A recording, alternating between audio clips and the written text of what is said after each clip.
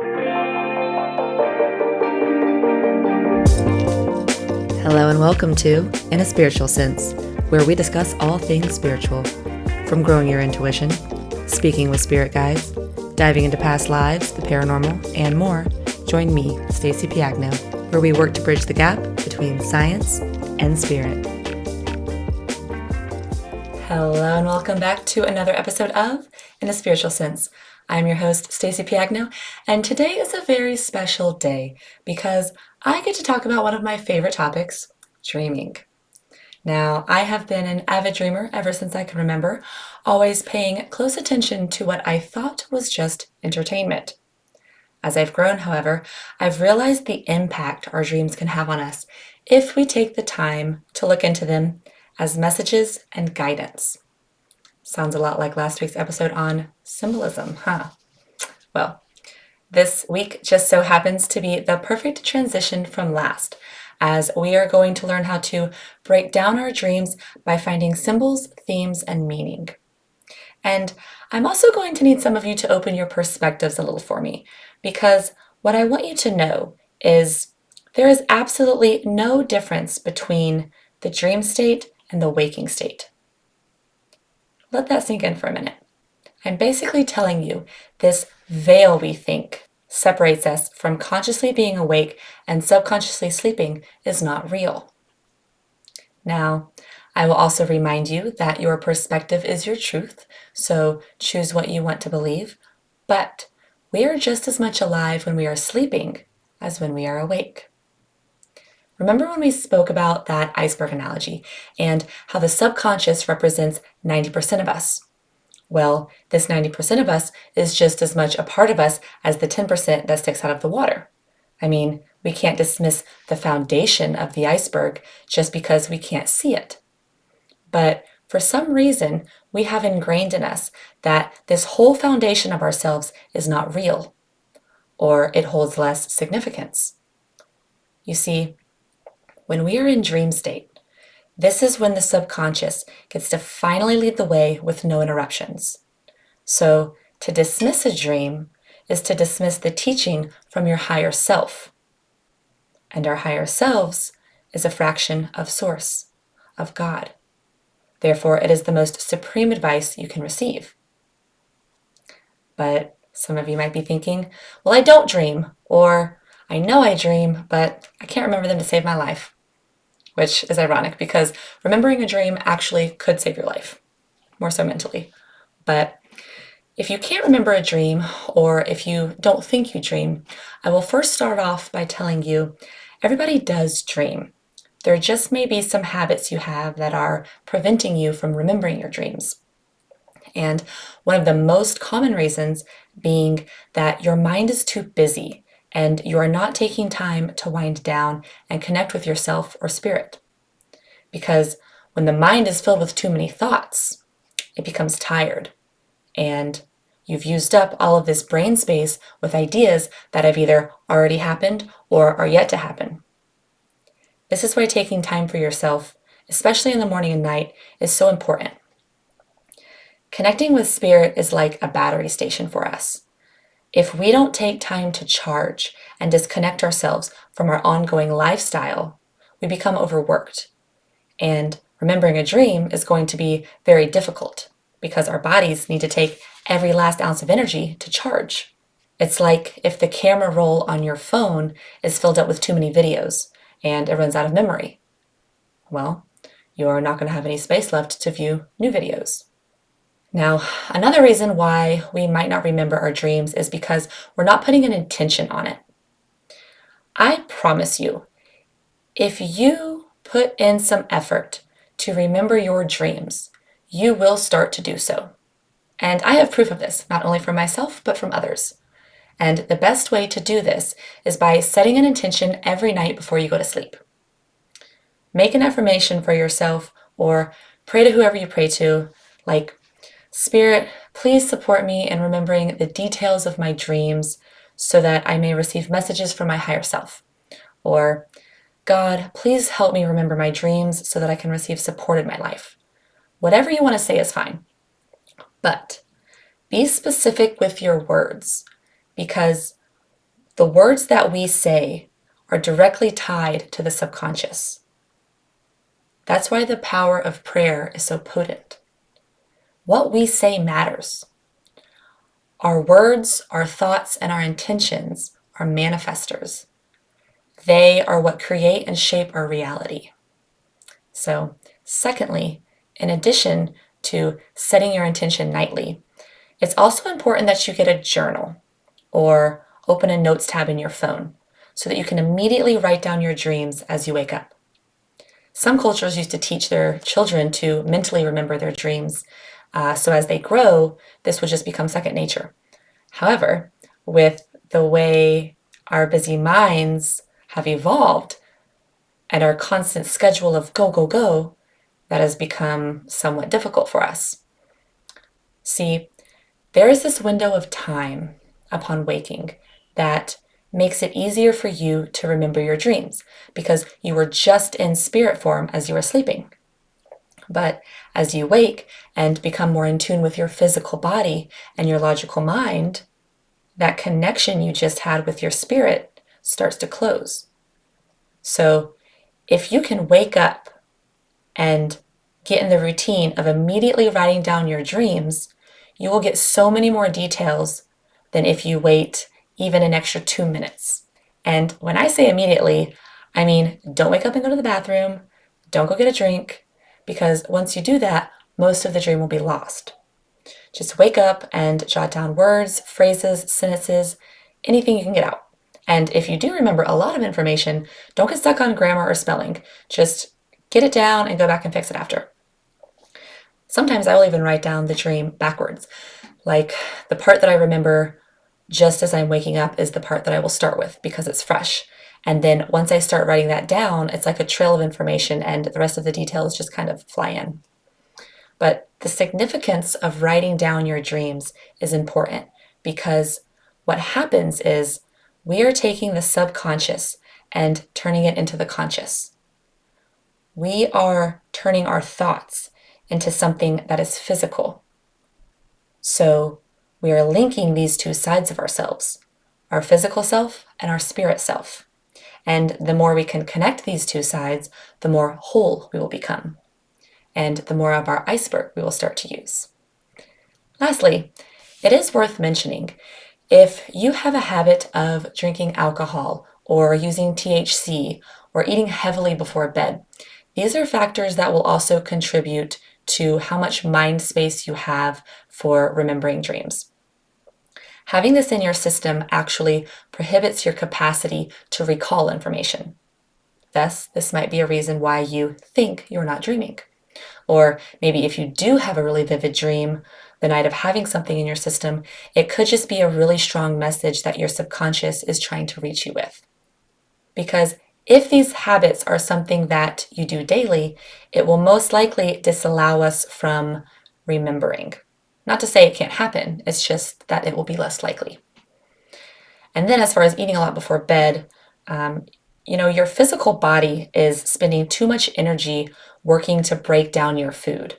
Therefore, because of this, you'll have less energy to use on recalling information. So, with all of that said, I want to touch back on that comment I made earlier about the dream state and the waking state being one and the same. You see, when we are dreaming, we can make changes in the dream state that alter the outcome of the dream. Now, this is hard to consciously do at first, but it can be done. We can change anything we want at the drop of a hat.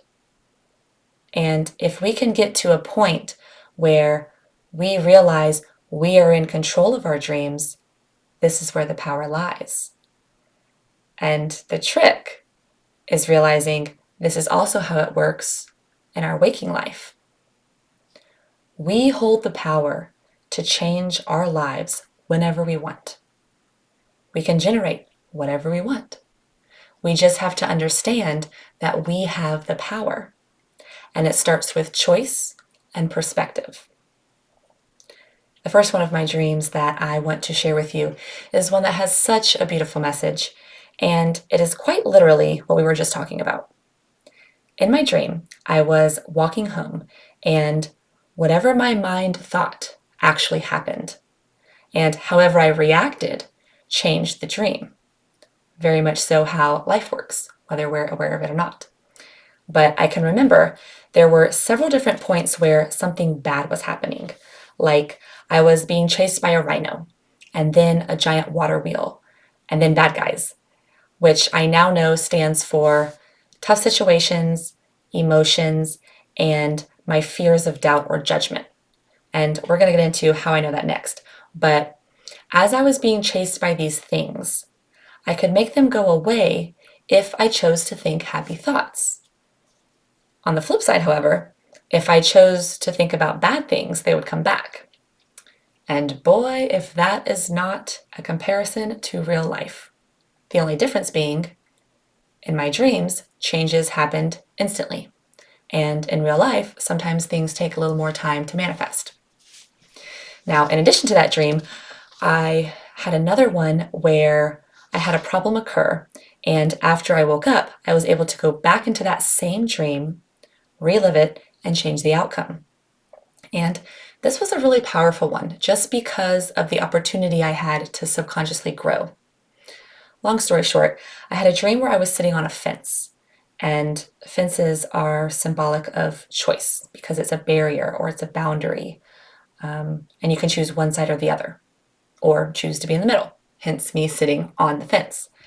And as I was sitting, I was looking into this very peaceful river, and there was a hummingbird flying around me, which represented my connection to spirit. And then, out of nowhere, this giant baboon with wings, like Wizard of Oz style, comes out of the water and starts chasing me. And so, of course, I start running. And he runs up behind me, bites me in the leg, and I wake up. And I was like, oh my gosh, that was insane. Now, real quick, if you want to re-enter a dream, it is in my experience that you have to do this very carefully. You have to remain still and in the same position that you woke up in. And I've done this a few times because I was just so exhausted and it was kind of an accident, and that's actually how I learned how to do it. But so I fall back asleep and I re-enter this dream. And in the beginning, I was walking towards the fence that I was previously sitting on. And so that's when I started to remember this scene. And that's when I realized I was dreaming inside of my dream. So I go through the same storyline, and here comes the baboon. And I start running. And as I'm running, I look down at the road and I see my tarot card bag, symbolizing my intuition. And then, as the monkey comes closer and closer, I turn around and I stop. And I put my hand out. And then the baboon stops. And then I wake up. And this was the first time that I had really ever felt in control of the outcome of my dream. And we're going to get into symbolism in a minute. But what I learned from that dream was once I saw the tarot bag, my subconscious was showing me if I listen to my intuition and use it as my strength, then I will be in control of my destiny. So that's when I faced my fears and stopped my fears in their tracks, because my fears no longer control me. I control them, and I choose that they are non-existent. Therefore, the baboon that represented any fear I may have stops. This dream showed me how dreaming in itself can be a practice run of what's to come. And it can give us a chance to make mistakes without getting harmed or hurt. And that's emotionally and physically. And then as far as the dream where my thoughts created my reality, this example is so close to real life, it is scary. Look, too often we react to things without taking a minute to stop and think about how our reactions are going to change the outcome of what happens next. But if we were more aware that our choices really do change what we encounter next, we might be a little more inclined to take care when responding. Again, it takes practice and acknowledgement, but our reactions are something we need to be more aware of if we want life to go in our favor. This is such a strong message. I can't stress it enough. This is the truth about how life works. Your thoughts hold so much weight. If you don't take anything else away from this episode, please understand this because it will truly change your life for the better.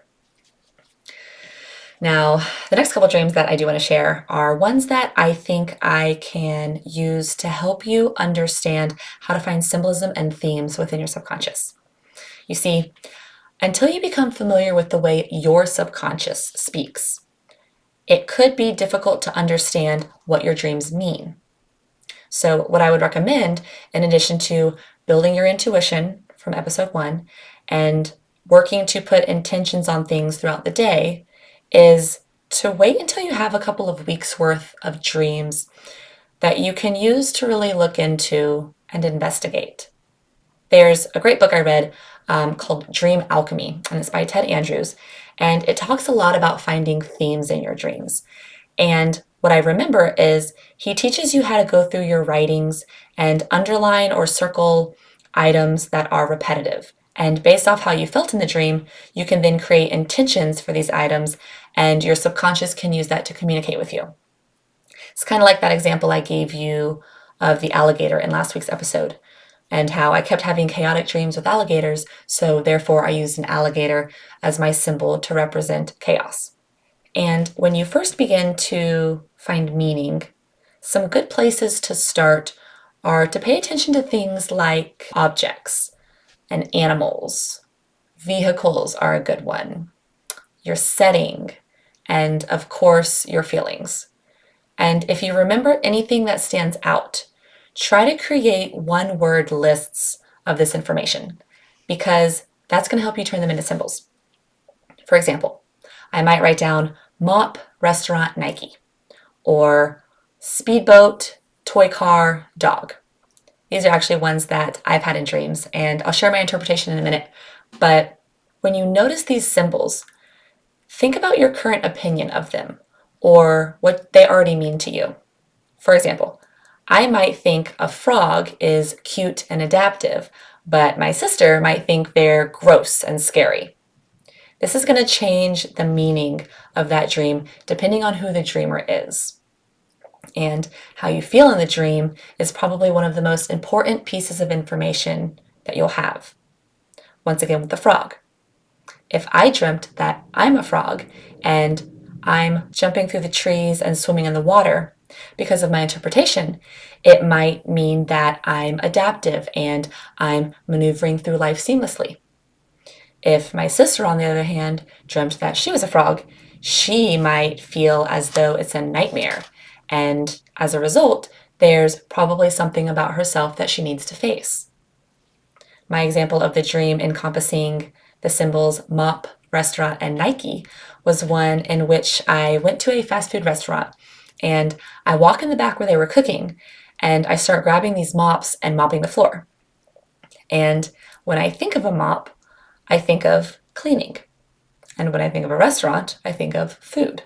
So if you write those down side by side, you literally get clean food. And the fact that it was a fast food restaurant as opposed to a gourmet one very clearly stands for junky food. So I need to watch what I eat and clean up my diet. And as far as the Nike symbol, later in that dream, I had a friend who was listening to music, and the song she was listening to was called Nike. And when I started to think about this one, my logic was like, that doesn't really make sense. Nike has nothing to do with music. But then I started to think, Nike, just do it. So whatever was on my mind in waking life, I need to just do it. Or realistically, it could have also related to my diet. Remember, these messages are coming from our subconscious, and our subconscious already knows what's going on and what's yet to happen. So if it tells you to do something, just do it. Now, the dream I had of toy cars and speedboats were actually two different dreams, so I'll try to touch on them quickly, but there were lots of good symbols and personifications in them. And personifications are something that will be very important when working with dream work. Actually, it's kind of like the opposite of personifying something. Often I have found that I will need to take a person or character from my dreams and unpersonify it into an emotion or feeling. Like the dream I had of the speedboat was one in which I was actually riding in this boat, which was a symbol of speed and going too fast in life.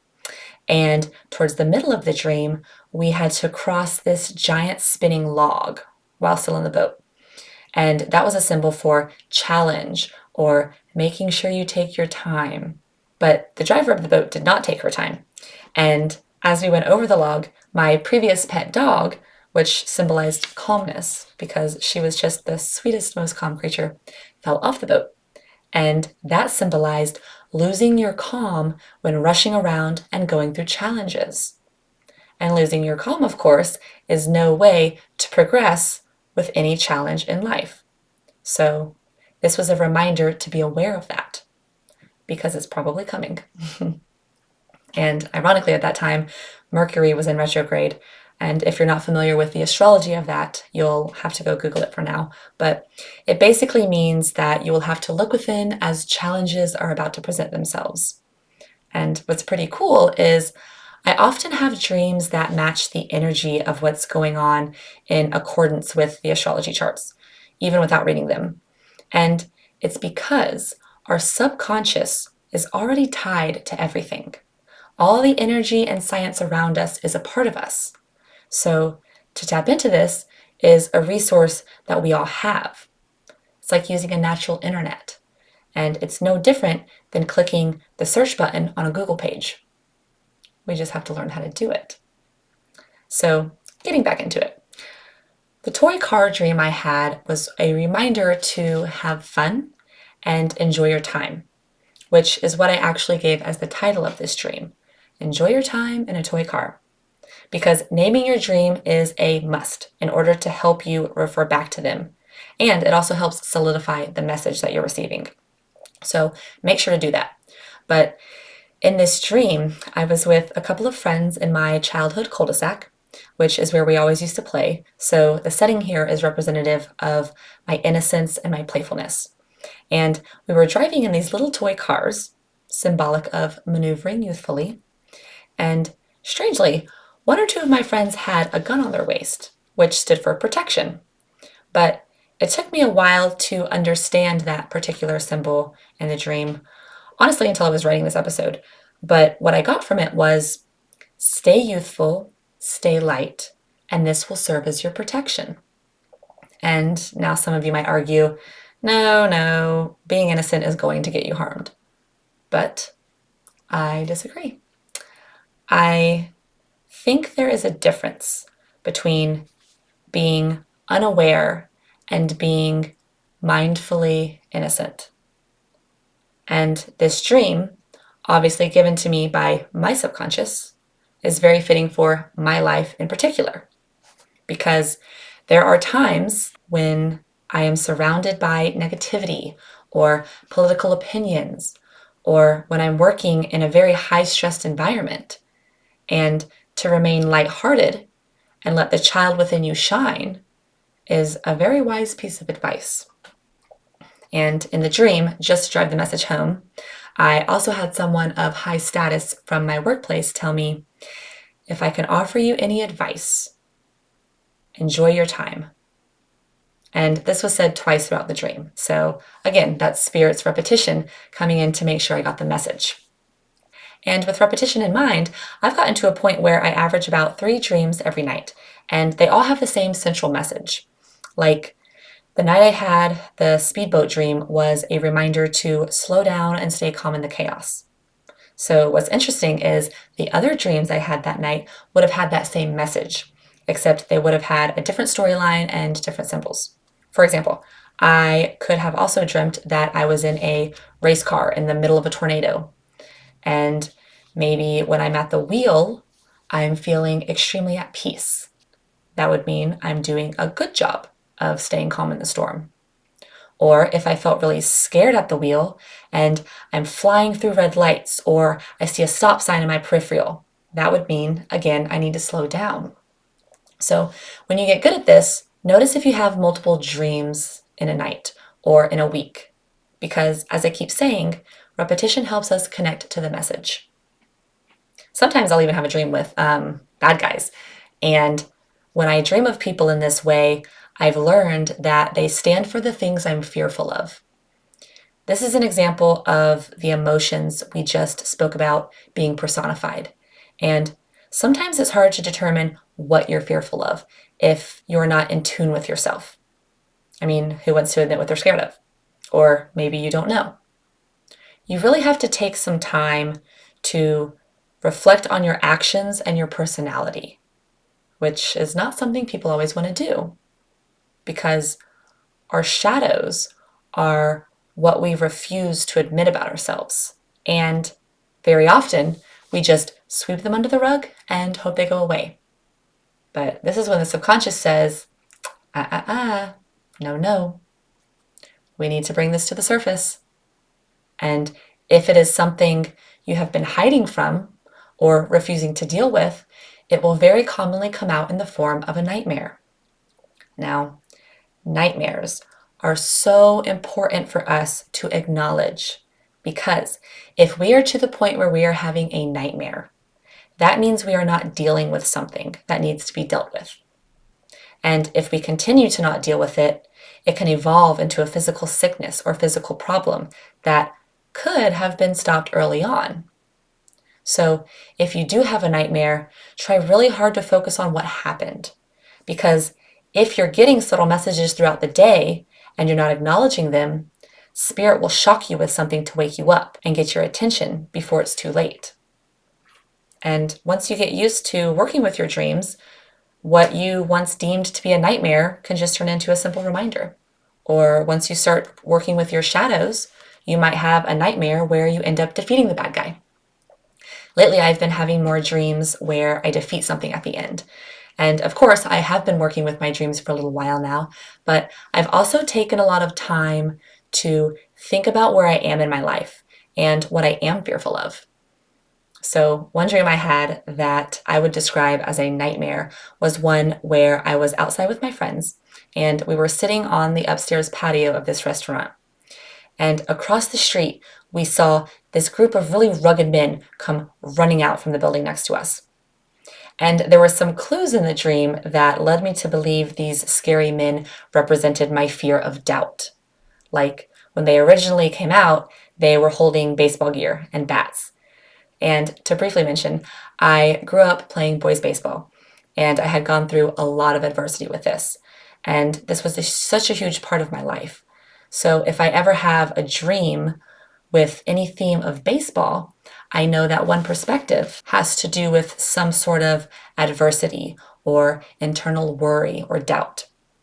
So as these men came to get us, there was a switching of scenes where I ended up being upstairs in the bathroom of the same building that they had originally come out of.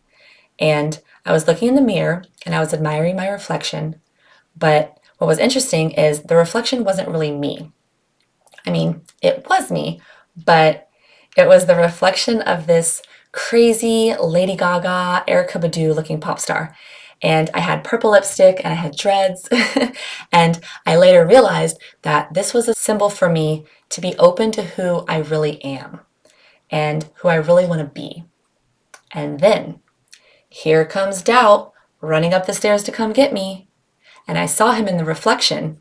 And so I turned around and I kicked him into the shower and I started running down the stairs.